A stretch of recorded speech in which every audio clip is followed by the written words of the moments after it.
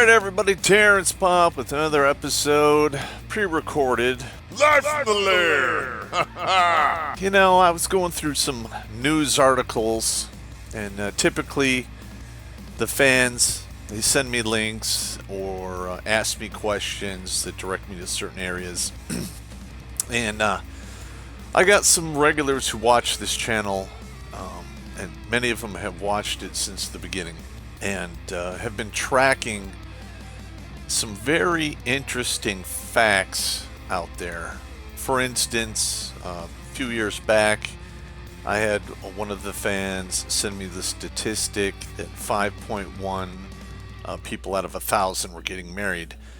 I've had other fans send me articles about the collapse of the marriage industry and the sex shops are drying up, what have you. And then this next one I think is going to blow your goddamn mind. The U.S. fertility rate just hit a record low. Here is why that matters.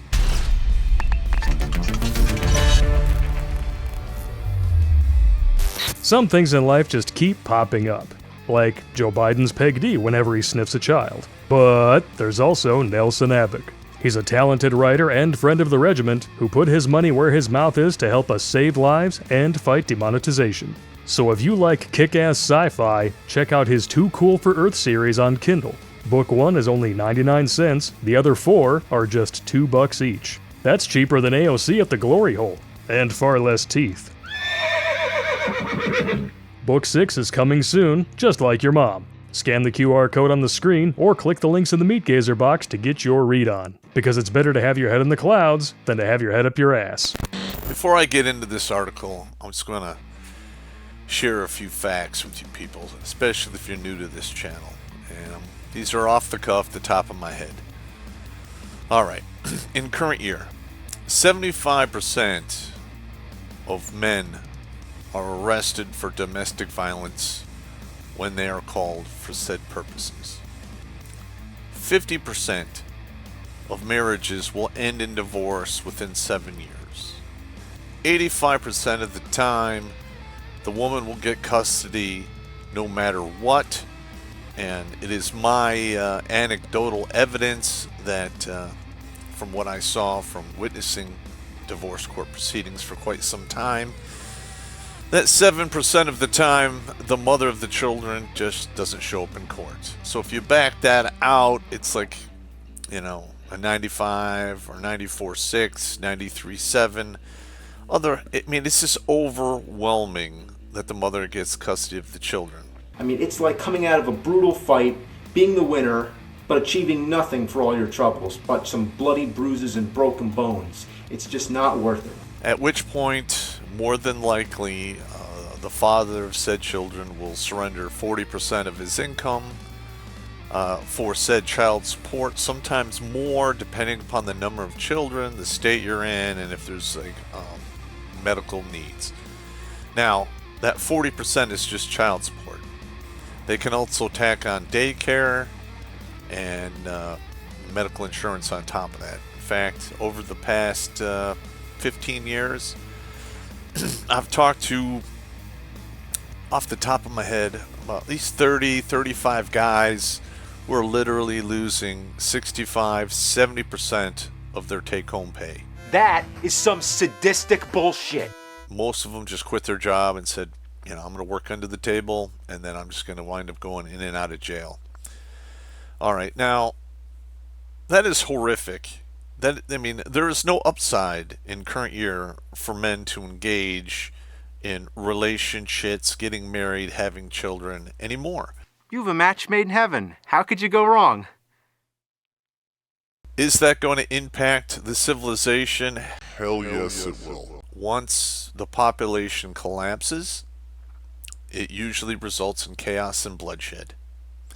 Now add on top of that the fact that we're dealing with a horrific, corrupt government. It brings my piss to a boil. What a piece of shit.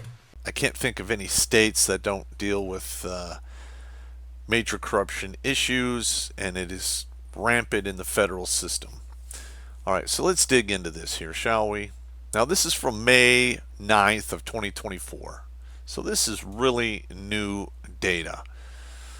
All right, so we're talking here, the Center for Disease Control Prevention reports that 3.7 babies were born in 2023, 3.6 million babies born in 2023. Had to say it twice. That's about 54.4 live births for every 1,000 women. Now, I just want to know, how do you get the 0.4 in there? Mark, do you want to see my new chainsaw and hockey mask? Is one of these kids like, I don't know, 60% zombie and 40% alive? Statistics and math is amazing, and you can literally use it to prove all kinds of points, especially when you decide to skew the numbers. And you ain't black. So this is between women between 15 and 44. Now, I know women who watch this show are going to flip out when I tell them that they're pretty much infertile by 37-ish. Yes, there's medically assisted pregnancies, but for the most part, you hit the wall at 0 eggs per hour, cry me a river, build a bridge, and get the fuck over it. Okay, 'cause that's just the truth. Wham wham. It's okay. Now here we go. This is down 2% from 2022. The lowest it's been in over a century. All right, so they really started tracking this stuff right after the Civil War. So perhaps, there was some time, between the end of the Civil War and the beginning of the 20th century that, it was low. Got it. I don't know why. I'm just talking about current year. Useless scumlapping shitbag. Okay, so the good thing here is the birth rates are at a record low, which is 13.6 births per 1,000 teens. And this is between 15 and 19 years of age. All right, now I'm glad that's happening because nothing good happens for a teen mother in current year, other than possibly putting the child up for adoption, or using the AAA insurance policy, which is abandonment, adoption, and abortion. Okay, they have the AAA insurance policy if they get pregnant doing the horizontal tango. You know what I'm talking about. Glory holes, all right? Okay, so the birth rates were highest amongst women 30 to 34. Now, ideally, you would like to see birth rates for women ages between, I would say, 22 and 32. That's when they're the healthiest and they have the greatest chance of not having a child down with the syndrome. But I'm just an old dude talking mad trash on the internet, trying to keep you guys up to speed. Now, what this is telling me is this. The message is working. All right. Men are basically stopped dealing with single mothers. Hey, come on, baby! Come on! Yes! Come on! And I think the message is hitting home to the younger women out there who are like, well, if I have a kid when I'm a teenager, that's pretty much a wash for me for the rest of my days. Meaning, I'll never get married, probably won't have long-term relationships, at least ones that, go the distance. Maybe 2, 3, 4 years here and there, but it is what it is. And I'm glad, this is basically a universe correcting crazy lunacy that's been going on since I would say the end of Vietnam. Now, I'm 55. I know quite a few women around my age who are single and childless, or were single mothers never to be married. In fact, I get quite a few slingbacks on Facebook every month or two for women I used to talk to back in the day who gave me the business, who are now shit out of luck. Stop! Don't touch me there! This is my no-no square! Stop! Alright, so this fertility's been trending down for years. Okay, there was a mini baby boom during the pandemic, so everyone's equipment is still working properly.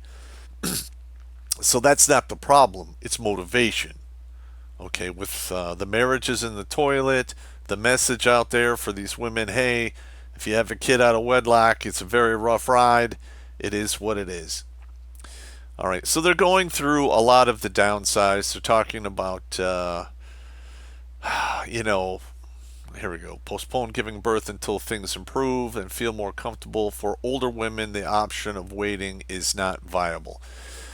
You have a lot of these women who basically tell you, I'm going to freeze my eggs. I got plenty of time. No, you don't. Yes, you can freeze your eggs when you're in your 20s, but trying to, get pregnant with a worn out tobacco purse of a uterus when you're north of 35 years of age is very difficult, very expensive, and extremely heartbreaking for the percentage of miscarriages that take place or procedures that don't take root. I know probably half a dozen people who've suffered through this, and I think 2 of them successfully were able to get pregnant. The other 4 wound up getting a divorce after it became a basically null and void. And some of these men who got divorced went and found younger women and had children the good old-fashioned way that doesn't cost $35,000 to run a big eyedropper turkey baster up their snot pocket to put one in the warehouse, if you know what I mean. Just stay away. Don't even touch it. Now, I know that I'm going to get some down votes on this from the ladies. I don't care. I'm just telling you the truth. I have no tongue for lying. I'm not an actor. I'm not good at deception. It just is what it is. All right, another key indicator here is the cost of children looms large. Okay, I did a video on this a while ago. They were saying from the age of birth to 18 was 250 G's. When you look over here at the U.S. fertility or the cost of raising a child, let me get rid of that there. They're saying it's $238,000. I would say with Bidenomics, we're probably somewhere in the 325 range. Okay, and then they're saying, like in this article here, why some parents don't plan to have more kids. And here's some of the reasons. I already have my children as I want to have. The overall cost of raising another child is way too high. That's 22%. Hang on, I got this goddamn ad thing. I hate it when this happens. My partner and I aren't able to have more children. Basically, they ran the clock. Too bad. My partner doesn't want more children. This is very common for single mothers who do find a stand-in, stepfather.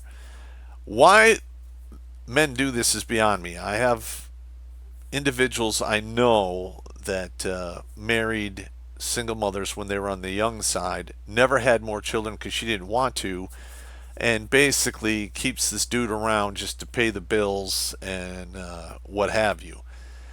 If you're going to get into a relationship with a woman, especially if you're going to marry them, the end goal, at least in my opinion, is for the dude to have, his 2 kids. If there's a woman out there that doesn't want to do that, dump her, get a new one. There's all kinds of women out there who will go along with the program. You just have to be careful that you don't get ran through the ringer, because you find the wrong one, it's the equivalent of walking on a landmine, which is very bad for the rest of your life. I'd rather drink diarrhea vomited out of a buffalo's anus. Okay, we have, can't take time off work. The cost of infertility treatments is way too high. It's crazy high. You need to be upper middle class or rich to afford that. And I believe there are medical insurance companies that still offer this, but I think it's going to be dropped off because it's very, very expensive. Says who, flathead? All right, so according to Forbes, in 2024, it cost 18,865 dead presidents for a child to drop out of the snot pocket the natural way. If you need a C-section, you're talking 30 to 40 grand, depending upon where you are and the extent of the procedure.